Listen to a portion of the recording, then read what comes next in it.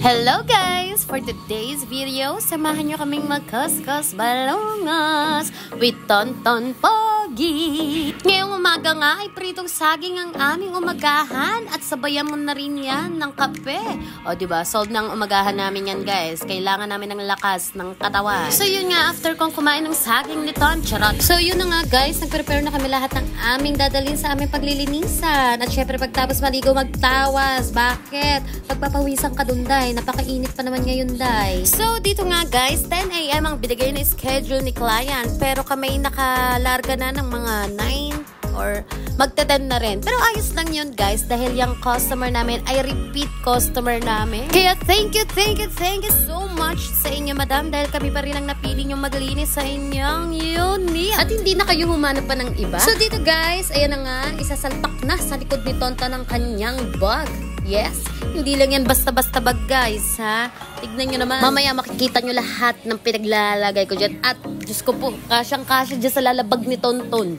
Ayan si si Tonton the Explorer. And dito naman guys, ayan, magpe-prepare na kami para sa aming first touch. Ayan, syempre magpe-face mask.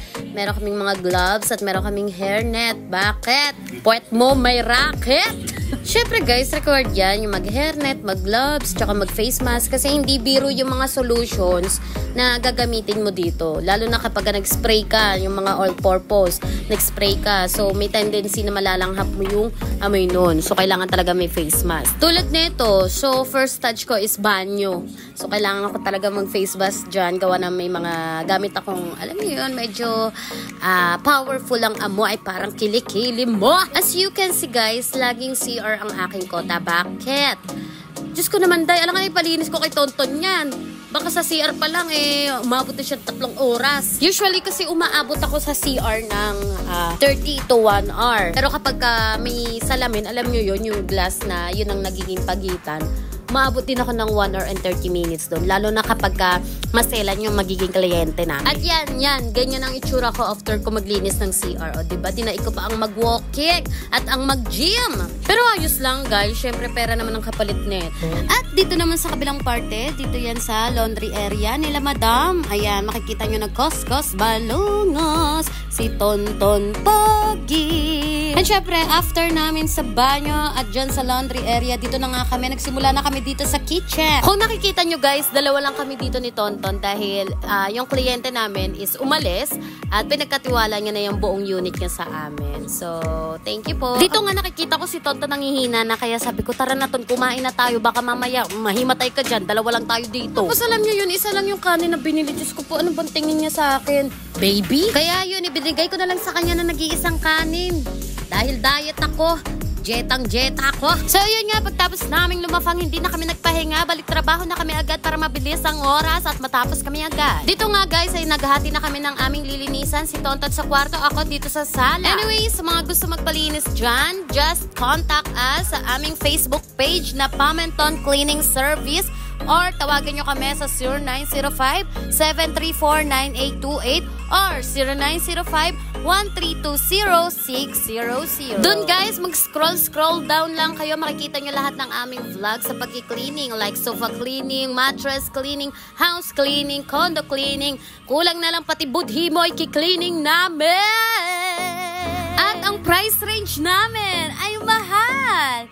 Yes, darling, mahal talaga. Inunahan na kita. Bakit? Kung manghingi ka ng discount, manahimik ka na lang. Charot lang, syempre. Ikaw naman, kinabahan ka naman kaagad. So yun, depende pa rin kami kung ilang square meter ng bahay, kung ilang seater ng sofa, at kung anong size ng mattress. Pero kung wala naman kayong pambayad, at kung may mga alaga kayong pusa dyan like this, pwede nyo ibigay sa amin at pwede namin iuwi. Syempre, joke lang yun. Baka mas mahal pa to kaysa sa service namin. Pero ang cute-cute niya kasi, oh. At dito ngayon, natapos na kami maglinis sa loob at ipinasok na lahat ng solutions and materials dito sa backpack ni Tonton Bao. Kalaki-laki. Lahat dyan kasya, pati yung kasamaan mo, kasya dyan. So ito guys, papakita ko sa inyo ang mga before and after.